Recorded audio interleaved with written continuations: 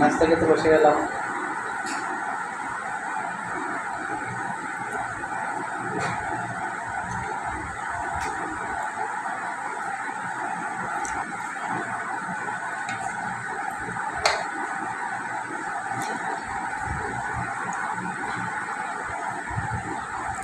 যারা কেক বানাইছে সবসময় করে নাস্তায় আমি খাই, দোকান থেকে দোকানের জিনিসটা কম খাই। এই দেখো বন্ধুরা, কেক বিকেলবেলা নাস্তা সবসময় কেক, পরোটা, বন এসব বানাই। ডিম পরোটা আজকে বানাইছি কেক। কেক দিয়ে নাস্তা করতে বসে গেলাম। নাস্তা দিয়ে লাইভে আসবো। বন্ধুরা সবাই জয়েন হয়ে যাও, আমি 8টায় লাইভে আসতেছি।